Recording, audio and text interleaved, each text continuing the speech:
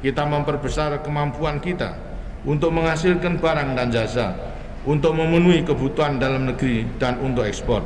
Tetapi kita menyadari pula bahwa tidak semua rencana investasi selalu dapat dilaksanakan bersamaan dan sekaligus. Secara nasional ada kendala-kendala yang perlu kita perhatikan. Jumlah dana yang tersedia untuk membiayai investasi, baik yang berasal dari dalam negeri maupun dari luar negeri, bukan tanpa terbatas. Di dalam negeri kita harus memperhatikan agar pembiayaan seluruh kegiatan investasi tidak mengakibatkan peningkatan uang beredar yang melebihi batas-batas yang aman. Di luar negeri kita harus memperhatikan agar pinjaman luar negeri, khususnya pinjaman komersial dan pinjaman tidak lunak lainnya, tidak membahayakan neraca pembayaran internasional kita. Rambu-rambu ini perlu kita perhatikan dalam mengelola ekonomi kita.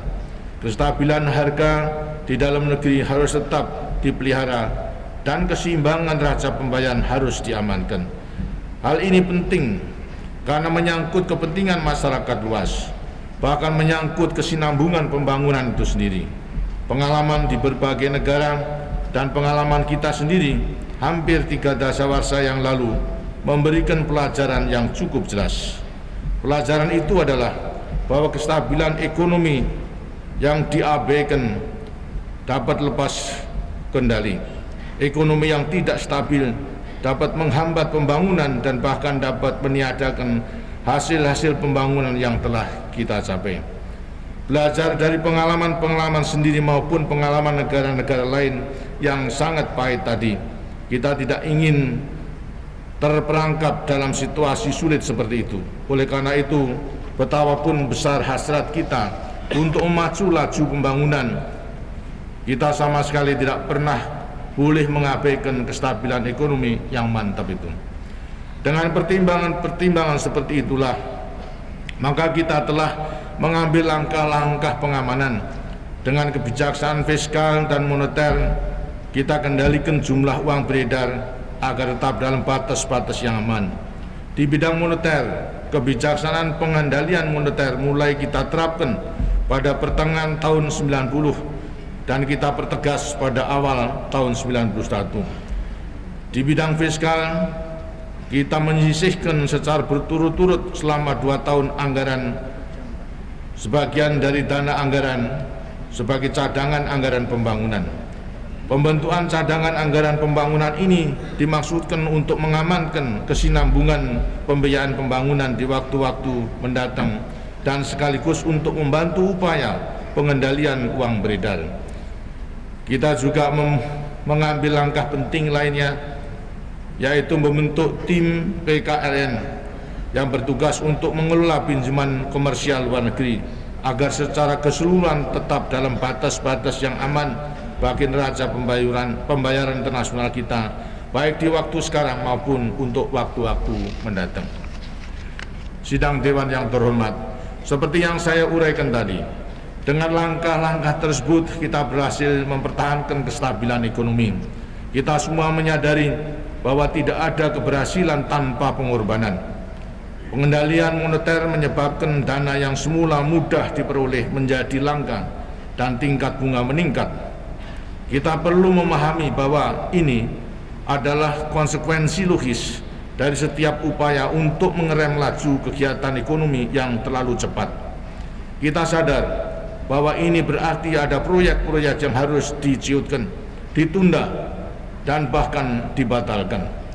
Memang terdengar keluhan-keluhan dari dunia usaha bahwa dana untuk membiayai usaha menjadi lebih mahal dan lebih sulit diperolehnya. Tetapi kita juga menyadari sepenuhnya bahwa demi kepentingan kita semua, demi kesinambungan pembangunan, langkah-langkah tadi memang harus diambil.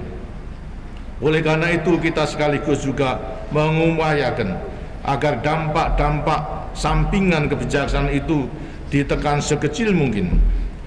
Yang telah kita upayakan adalah menyiapkan kondisi agar tingkat bunga mulai menurun kembali dan dana menjadi lebih longgar seiring dengan menurunnya suhu perekonomian. Sementara itu, deregulasi sektor ini terus kita lakukan, terutama untuk meningkatkan efisiensi perekonomian kita dalam jangka panjang. Juga sekaligus untuk membantu agar dampak negatif kebijaksanaan pengendalian moneter terhadap sektor produksi ditekan sekecil mungkin. Hasil-hasil dari upaya ini sudah mulai terasa, namun perlu kita sadari bahwa penurunan tingkat bunga dan pelonggaran moneter memang harus dilaksanakan secara bertahap dan sangat hati-hati agar tidak meniadakan hasil-hasil yang telah kita capai. Hasil-hasil yang kita capai dengan susah payah itu harus kita konsolidasikan dengan mantap. Sidang Dewan yang terhormat, bagi beberapa sektor usaha tertentu, dampak kebijaksanaan pengendalian moneter memang cukup terasa, tetapi secara keseluruhan produksi nasional tidak terlalu terganggu.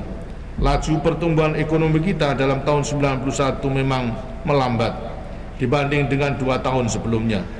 Dalam tahun 91 ekonomi kita tumbuh dengan 6,6%. Laju pertumbuhan ini masih sangat memadai dilihat dari segi internasional maupun dari segi pengalaman kita sendiri di masa lampau. Karena adanya resesi beberapa negara industri, laju pertumbuhan ekonomi dunia dalam tahun 91 adalah negatif, yaitu sebesar minus 0,3%, sedangkan laju pertumbuhan ekonomi kelompok negara-negara berkembang adalah 3,3% dan negara-negara di Asia secara keseluruhan tumbuh dengan 5,8%. Perlu kita sadari bahwa perlambatan pertumbuhan ekonomi dalam negeri tidak semata-mata disebabkan oleh kebijaksanaan pengendalian moneter. Sektor pertanian hanya tumbuh dengan 1,3% karena adanya kekeringan di berbagai daerah di tanah air yang mengakibatkan produksi beberapa tanaman pangan penting merosot. Sementara itu, sektor industri masih dapat mempertahankan laju pertumbuhannya sekitar 10%.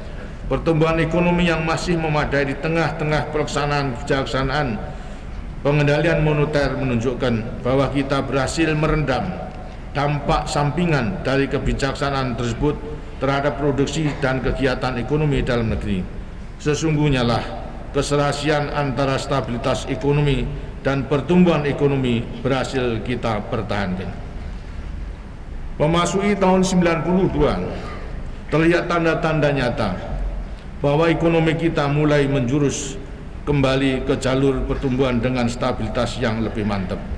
Kondisi ini perlu terus kita pelihara dan kita mantapkan. Dengan stabilitas yang tetap terkendali, kita terus mengupayakan tercapainya pertumbuhan ekonomi yang memadai dan terlaksana pemerataan pembangunan. Dalam melaksanakan kegiatan pembangunan untuk mencapai sasaran ini, perkenalkan saya dalam kesempatan ini mengajak para anggota Dewan yang terhormat untuk menyegarkan kembali landasan kebijaksanaan pembangunan kita. Seperti yang diamanatkan dalam GBN 88, pembangunan ekonomi yang didasarkan kepada demokrasi ekonomi menentukan bahwa masyarakat harus memegang peranan aktif dalam kegiatan pembangunan. Makna dari arahan ini adalah bahwa masyarakat adalah pelaksana utama pembangunan. Pembangunan yang kita laksanakan adalah pembangunan yang bertumpu pada prakarsa dan kreativitas masyarakat. Peranan aktif masyarakat adalah kunci keberhasilan pembangunan. Dalam hubungan ini negara berperan untuk membimbing, mengarahkan, mendukung, serta mengayomi kegiatan masyarakat dan menciptakan iklim yang diperlukan. Menciptakan dan mengembangkan iklim yang mendukung merupakan tugas negara. Oleh karena itulah, sejak beberapa waktu yang lalu, kita secara konsepsional melakukan rangkaian langkah deregulasi dan debirokratisasi di berbagai bidang.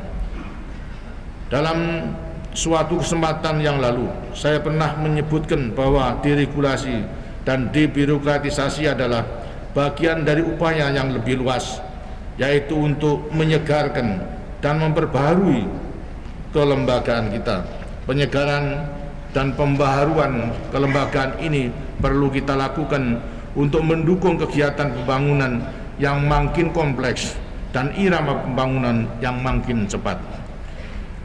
Prakarsa dan kreativitas masyarakat tumbuh subur apabila iklim kemasyarakatan dalam iklim usaha yang ada mendukungnya. Prakarsa dan kreativitas masyarakat yang tumbuh subur inilah yang menjadi kunci kemajuan bangsa.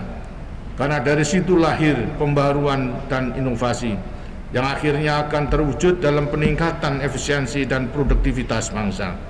Peningkatan efisiensi dan produktivitas bangsa inilah yang harus kita jadikan tumpuan utama bagi pertumbuhan ekonomi kita sekarang dan di masa mendatang. Ini pula lah yang menjadi sumber lestari dari kemajuan yang dicapai oleh bangsa-bangsa lain yang telah berhasil membangun. Produktivitas dan efisiensi bersumber dari kerja keras. Sebagai bangsa pejuang kita telah membuktikan mampu bekerja keras. Yang diperlukan adalah dikembangkannya suasana yang dapat mengantarkan dan lebih mendorong kerja keras itu menjadi peningkatan nyata dalam produktivitas dan efisiensi. Di bidang ekonomi, langkah-langkah deregulasi dan debirokratisasi dimaksudkan untuk mendukung tumbuhnya suasana usaha seperti itu. Dalam alam deregulasi, dunia usaha didorong untuk terus meningkatkan produktivitas dan efisiensinya. Dalam hubungan ini saya ingin menekankan bahwa sebagai negara yang sedang membangun adalah wajar bagi kita untuk melindungi industri-industri dalam negeri yang baru mulai berkembang. Sebab industri-industri inilah yang akan menjadi tulang punggung ekonomi kita di masa mendatang. Tetapi kita perlu pula menyadari bahwa perlindungan tidak dapat diberikan untuk selama-lamanya. Sebab hal itu justru akan mematikan dorongan bekerja keras untuk meningkatkan efisiensinya. Perlindungan yang terus-menerus juga membebani daripada masyarakat. Sebabnya adalah karena masyarakat harus membayar keperluannya dengan harga yang lebih tinggi. Dan ini berarti kita justru mengorbankan kesejahteraan rakyat untuk mendukung industri dalam negeri. Dalam kurun waktu yang sesingkat-singkatnya, industri yang dilindungi harus menjadi dewasa dan mampu untuk berdiri di atas kakinya sendiri. Industri yang dewasa, efisien, dan produktif inilah yang ingin kita jadikan tulang punggung ekonomi kita. Dalam hubungan ini, kita perlu melihat jauh ke depan. Dalam era globalisasi, tidak ada pilihan bagi kita selain menyiapkan bangsa kita dan ekonomi kita agar dapat berdiri sejajar dan mampu bersaing dengan bangsa dan ekonomi bangsa lain. Tidak hanya di negeri sendiri, melainkan justru juga di negara-negara lain. Dengan perkataan lain, demi kelangsungan hidup bangsa, kita harus berusaha sekeras untuk meningkatkan ketangguhan ekonomi kita. Ekonomi yang tangguh adalah ekonomi yang tersusun dari industri-industri yang tangguh pula, yaitu industri-industri yang kekuatannya berlandaskan pada produktivitas dan efisiensi yang tinggi, yang berani dan mampu bersaing dengan industri negara-negara lain. Industri-industri semacam ini hanya akan tumbuh dalam iklim yang menunjang peningkatan produktivitas dan efisiensi. Iklim yang menunjang peningkatan produktivitas dan efisiensi adalah satu sisi dari persyaratan untuk kemajuan bangsa. Sisi yang lain adalah kemampuan bangsa untuk menguasai dan memanfaatkan teknologi yang terus berkembang. Dengan deregulasi, kita menciptakan iklim yang mendorong bangsa untuk berprakarsa, untuk menjadi makin kreatif, untuk bekerja keras, untuk semakin berani bersaing secara terbuka. Dengan pengembangan kemampuan teknologi, kita membuka peluang dan cakrawala baru agar prakarsa, kreativitas, dan kerja keras dapat terwujud menjadi peningkatan nyata dalam efisiensi dan produktivitas bangsa. Penguasaan ilmu pengetahuan dan teknologi di berbagai bidang oleh putra-putra Indonesia dan kemampuan mereka dalam rekayasa dan rancang bangun mutlak harus terus kita dorong dan dikembangkan. Meningkatkan kemampuan teknologi bangsa adalah upaya yang besar dan pelaksanaannya tidak harus merupakan upaya bersama dan saling mengisi antara pemerintah dan masyarakat. Melalui program pendidikan, pengembangan ilmu pengetahuan dan teknologi, serta program penelitian, pemerintah terus mendorong peningkatan kemampuan teknologi ini. Sementara itu, dunia usaha harus memainkan peranan aktif dalam mengembangkan, menjembatani, dan memanfaatkannya dalam kegiatan yang nyata.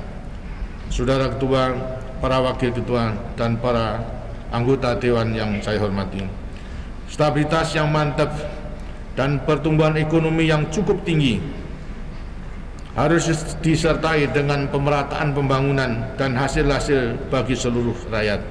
Pemerataan yang kita laksanakan adalah pemerataan yang bersifat mendasar dan lestari. Pemerataan ini harus tegar dan harus menyatu dengan struktur ekonomi dan kemasyarakat yang ada. Pemerataan itu harus senafas dengan pengertian bahwa pembangunan kita bertumpu pada peran serta aktif seluruh rakyat. Pemerataan itu harus merupakan pemerataan yang dinamis, yaitu yang tidak hanya membagi kue yang sama secara lebih merata, tetapi membagi lebih merata kue yang makin lama makin besar. Pemerataan harus diiringi dengan pertumbuhan.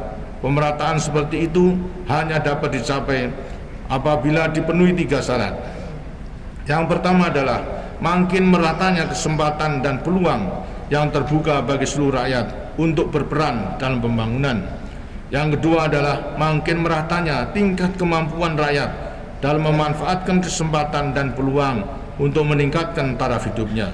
Yang ketiga adalah makin kukuhnya semangat kebersamaan, kesetiakawanan, dan persatuan kita semua. Ketiga syarat itulah yang harus menerus kita upayakan agar pemerataan berjalan seiring dan saling menunjang dengan pertumbuhan ekonomi dan stabilitas nasional. Pelaksanaan pemerataan adalah proses dinamis, berjangka panjang, dan tidak dapat dicapai dalam waktu setahun atau 2 tahun. Yang penting bagi kita adalah pengerahan segala daya upaya dengan sungguh-sungguh menuju ke arah itu, dengan tetap memegang teguh perspektif dan arah yang benar. Untuk menuju ke arah sasaran ini, tidak sedikit yang telah kita upayakan sampai saat ini. Saudara-saudara sebangsa dan setanah air, upaya pemerataan yang kita laksanakan mencakup banyak segi, tersebar dalam berbagai program dan kebijaksanaan pembangunan.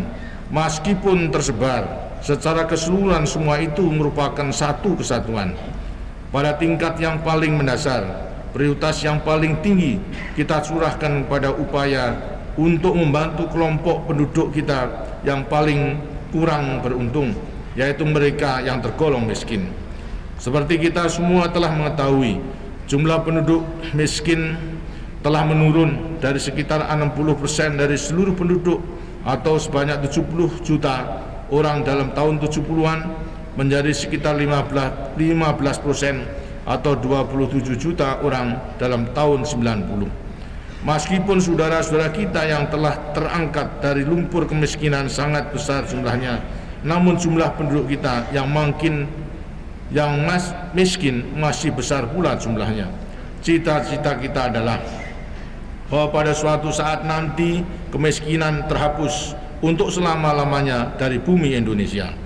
Dalam hal ini perjalanan kita masih jauh, tetapi kita akan terus berupaya ke arah itu. Kita akan melaksanakan program-program untuk menjangkau dan membantu mereka secara langsung. Program penanggulangan kemiskinan sudah menjadi bagian integral dari pelaksanaan pembangunan kita. Pemerataan pembangunan juga dilaksanakan dengan cakupan yang lebih luas, yaitu melalui berbagai program untuk memenuhi kebutuhan dasar rakyat. Sejak awal pembangunan, kita selalu memberikan prioritas yang tinggi pada upaya-upaya penentuan kebutuhan dasar rakyat yang mencakup kebutuhan pangan, kesenian, kesehatan, pendidikan, perumahan, dan sebagainya. Penyediaan pangan yang cukup dan merata bagi rakyat dan dengan harga yang stabil dan terjangkau adalah impian kita sejak awal kemerdekaan. Pemenuhan kebutuhan pangan merupakan bagian yang sangat penting dari upaya pemerataan pembangunan. Keberhasilan yang kita capai di bidang pemenuhan pangan dengan demikian juga merupakan kemajuan dalam pelaksanaan pemerataan pembangunan. Demikian pula upaya-upaya yang terus kita lakukan untuk memperluas jaringan pelayanan kesehatan, penyediaan air bersih, fasilitas-fasilitas pendidikan, terutama pendidikan dasar, dan pembangunan perumahan sederhana dan perumahan sangat sederhana dan lain-lainnya. Semua itu bersama-sama merupakan salah satu upaya penting untuk memeratakan hasil-hasil pembangunan. Pemerataan pembangunan juga kita laksanakan melalui program dan kebijaksanaan untuk mengkaitkan berbagai kelompok usaha, khususnya antara usaha besar dan kecil. Dalam hubungan ini kita melaksanakan program PIR, program Bapak Angkat, mendorong BUMN untuk membina golongan ekonomi lemah dan koperasi. Kita juga mendorong penjualan saham perusahaan kepada koperasi dan memberikan tempat kepada berbagai program keterkaitan lain yang dilaksanakan atas dasar prakarsa masyarakat itu sendiri. Kita juga mengembangkan penyediaan kredit bagi usaha-usaha kecil seperti KUPEDES, KUK, KCK, dan berbagai kredit pedesaan lainnya. Upaya ini dimaksudkan untuk mengkaitkan usaha-usaha kecil dengan sumber-sumber pembiayaan modern yang lebih handal sehingga usaha mereka dapat berkembang lebih baik pula. Dalam upaya untuk memeratakan pembangunan, kita juga memberikan perhatian khusus pada pemerataan antar daerah. Wahana utama untuk melaksanakan ini adalah melalui berbagai bantuan impres. Seperti kita ketahui, bantuan impres untuk Dati 1, Dati 2, desa dan bantuan-bantuan impres lainnya terus ditingkatkan. Dalam Berita 5, hampir setiap tahun bantuan-bantuan impres ini kita tingkatkan secara sangat berarti. Dalam pada itu, pelaksanaan dan penentuan lokasi proyek nasional termasuk pembangunan prasarana dan proyek-proyek transportasi juga tidak pernah lepas dari pertimbangan untuk memeratakan pembangunan antar daerah dan untuk lebih mendorong pembangunan di daerah-daerah yang tertinggal. Selanjutnya, pada tingkat nasional, pemerataan kita upayakan melalui pengembangan sistem perpajakan yang efisien dan adil. Seperti kita ketahui, prinsip perpajakan progresif, yaitu yang lebih mampu membayar pajak relatif lebih besar, melandasi sistem perpajakan yang kita kembangkan. Di negara-negara maju, perpajakan merupakan wahana penting untuk pemerataan. Kita juga berupaya ke arah itu. Penyempurnaan pelaksanaan dan sistem perpajakan ini akan terus kita lakukan agar kelak menjadi salah satu mekanisme utama pemerataan pembangunan di negeri kita ini. Demikianlah mengenai upaya kita untuk melaksanakan pemerataan pembangunan. Banyak sudah yang kita lakukan, tetapi kita juga menyadari bahwa masih banyak pula yang harus kita kerjakan. Pelaksanaan program dan kebijaksanaan yang ada harus terus kita sempurnakan. Di samping itu, kita harus tetap membuka diri untuk inisiatif-inisiatif baru di bidang ini. Saudara-saudara sebangsa dan setanah air, selama ini kita telah berupaya sekuat tenaga untuk melaksanakan trilogi pembangunan. Pembangunan nasional tidak lain adalah upaya untuk mewujudkan cita-cita kita sebagai bangsa yang merdeka dan berdaulat. Salah satu cita-cita itu adalah meningkatkan dan memantapkan kemandirian kita sebagai bangsa. Sejak awal pelaksanaan pembangunan, tekad kemandirian ini kita rintis melalui sasaran-sasaran kebijaksanaan yang kita ambil.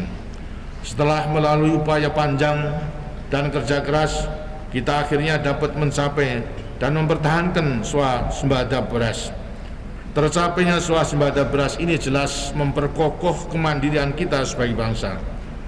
Kita sekarang tidak lagi harus menanggung dampak dari gejolak pasar beras dunia seperti sewaktu kita masih menjadi pengimpor beras terbesar di dunia beberapa waktu yang lalu.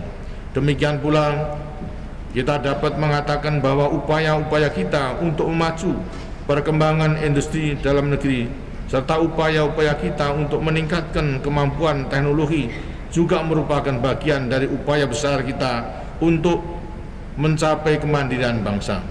Dalam pada itu, usaha kita untuk terus mendorong ekspor, khususnya ekspor non-migas, juga merupakan perwujudan dari upaya untuk mencapai kemandirian, yaitu kemandirian dalam arti aktif dan ofensif. Ekspor non-migas yang berkembang pesat menunjukkan bahwa kita mampu bersaing dan menandingi produk bangsa-bangsa lain di gelanggang internasional yang penuh dengan persaingan keras. Selanjutnya di bidang pembiayaan pembangunan, kita juga berusaha meningkatkan kemandirian kita.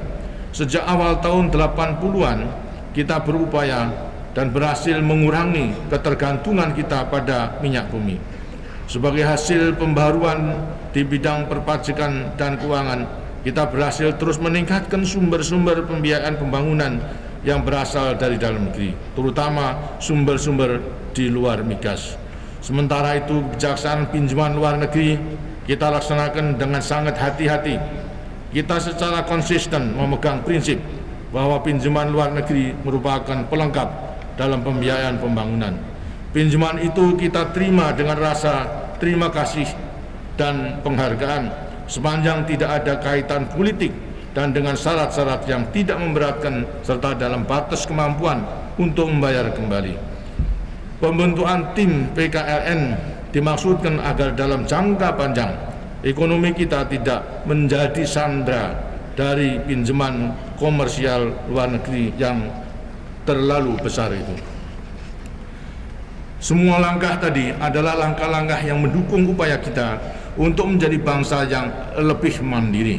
Pelaksanaannya akan terus kita sempurnakan dan mantapkan di waktu-waktu mendatang. Saudara-saudara sebangsa dan setanah air, kita sadari bahwa jalan yang harus kita tempuh menuju kemakmuran dan kemandirian bangsa masih panjang. Salah satu jalur penting yang harus kita lalui untuk mencapai tujuan itu adalah melaksanakan industrialisasi. Industrialisasi berarti peningkatan dan memperluas kemampuan kita untuk mengolah kekayaan alam kita agar dapat diperoleh nilai tambah yang lebih tinggi. Industrialisasi berarti membangun industri kita agar menjadi makin kuat, maju, dan berperan sebagai penggerak utama perekonomian kita. Landasan yang mantap untuk itu sudah kita letakkan. Sejak kita melaksanakan pembangunan sampai sekarang, industri kita telah berkembang dengan pesat. Pada awal Republik 1, sumbangan sektor industri dalam produksi nasional baru sebesar 9%. Sekarang sumbangan itu sudah mencapai sekitar 21% pada awal Republik 1. Nilai tambah per kapita yang dihasilkan oleh sektor industri kita masih sangat kecil, yaitu hanya senilai $6,7 per jiwa per tahun. Sekarang nilai tambah sektor industri telah berlipat 20 kali menjadi $137,2 per jiwa per tahun. Barang-barang hasil produksi industri dalam negeri juga makin meningkat macam dan ragamnya, baik berupa barang jadi